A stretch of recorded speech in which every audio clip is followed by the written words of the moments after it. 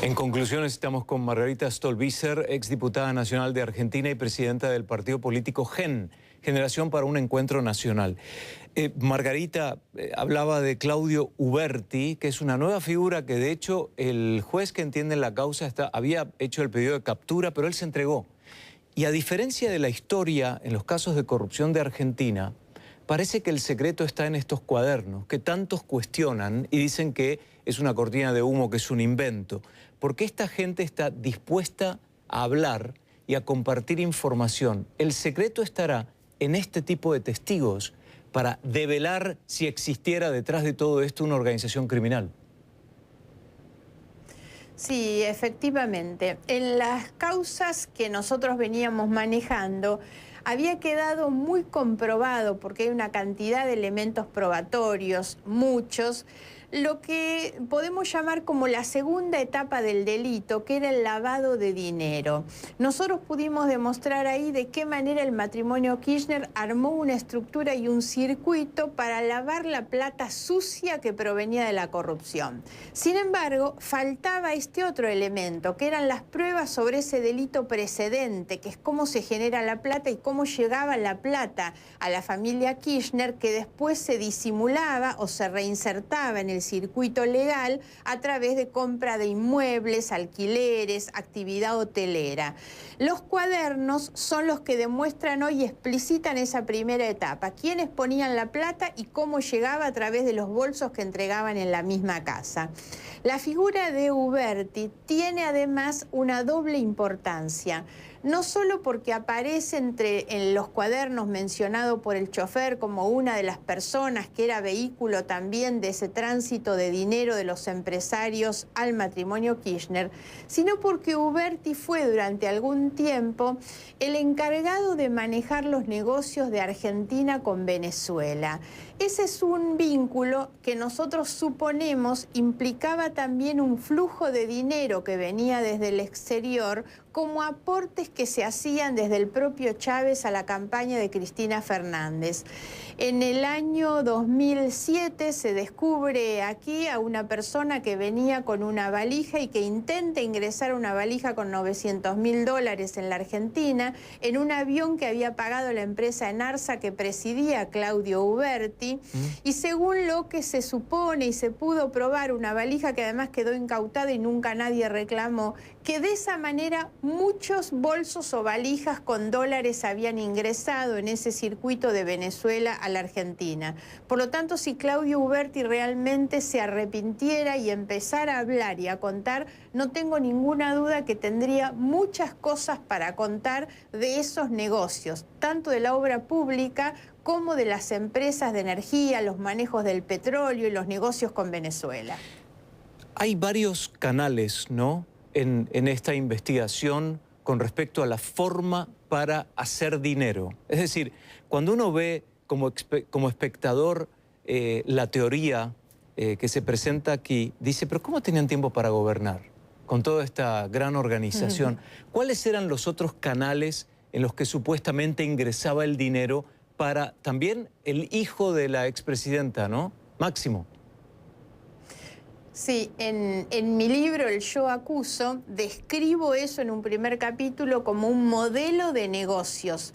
Ese modelo de negocios tenía varios canales por los que fluía el dinero ilegal. Sin duda que un canal muy importante era la obra pública, que empezaba con la fijación de sobreprecios a las obras que se realizaban y de ahí se participaba con coimas, con comisiones, con porcentajes que volvían pagadas por las mismas empresas que se hacían de ese sobreprecio y compartían ese sobreprecio con los funcionarios. Otro de los canales eran los subsidios que se otorgaban durante los años del gobierno de Kirchner. Esto supera los 150.000 millones de dólares. Estamos hablando de mucho dinero destinado a subsidios al transporte y a la electricidad que se hacían con el formato de fideicomisos que no tenían ninguna institucionalidad y tampoco tenían controles. Otro de flujo de dinero era el juego. Se incrementó el juego tremendamente durante ese tiempo. El casino, uno de los hipódromos donde se instalaron las maquinitas tragamonedas, tenía más máquinas que el hotel más grande de Las Vegas, por ejemplo. Y el empresario del juego es uno de los que están hoy detenidos, siendo investigados porque era uno de los que ayudaba a lavar la plata del matrimonio Kirchner. Me refiero al empresario del juego Cristóbal López, que también fue beneficiado por Néstor Kirchner 3 días antes de dejar la presidencia con una prórroga de las concesiones que ni siquiera estaban vencidas y le dieron 20 años más y dejó eso, ¿no? Además de estos flujos de dinero, el otro fue lamentablemente la ruta de la efedrina. La efedrina es la sustancia que se utiliza para la elaboración de la droga sintética. En ese caso, cuando Kirchner advierte que México cierra la importación de la efedrina, decide abrirla en la Argentina y eso implicó un negocio también recontramillonario.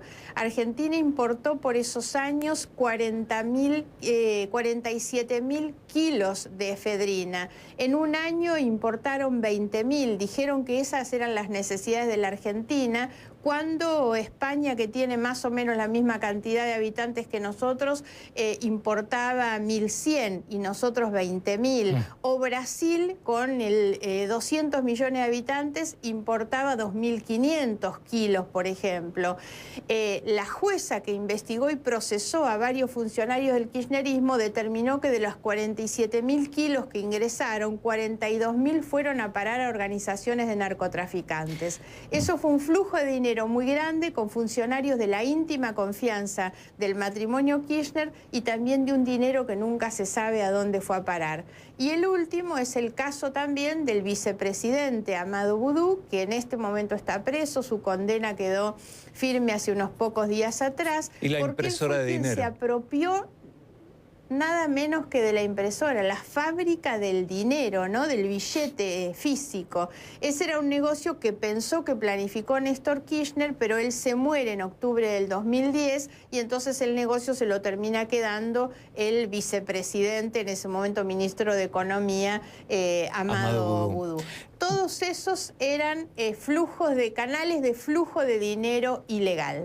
Doctora, la pregunta final, más o menos comienzo con una reflexión suya del principio.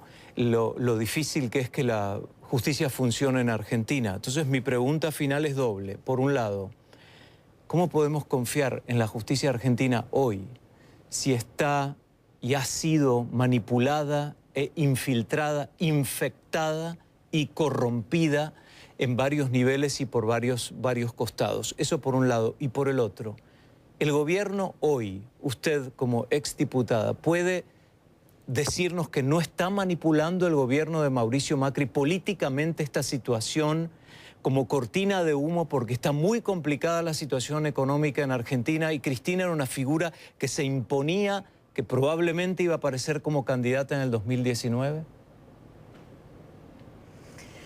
Bueno, es muy interesante esta reflexión en sus dos aspectos. Yo no tengo elementos para acusar al presidente Macri o a su gobierno de estar interfiriendo en la justicia, pero sí tengo que decir con absoluta seguridad es que todo lo que ocurre es directamente funcional al gobierno, porque ellos aspiran a terminar compitiendo el año que viene con la señora de Kirchner y eso le permite al gobierno agitar eso como un fantasma y entonces esto le reporta electoralmente, mantenerla a ella viva en esa competencia, en lo que nosotros damos en llamar la grieta o la polarización entre dos extremos que se benefician cuando compiten entre sí, aunque esto sea tremendamente malo para la Argentina.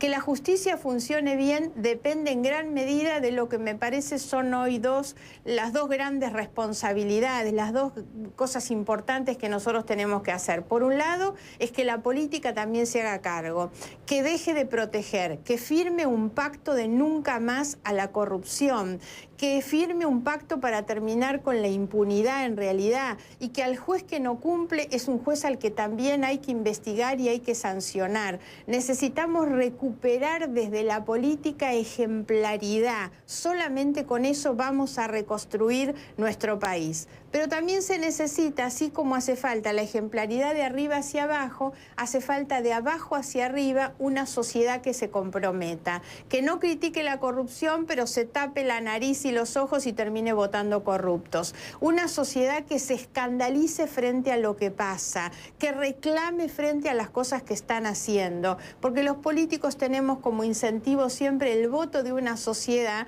que deposita en nosotros sus virtudes y sus miserias. Y por esa razón creo que es tan importante que exista desde abajo el incentivo para un buen actuar de los políticos.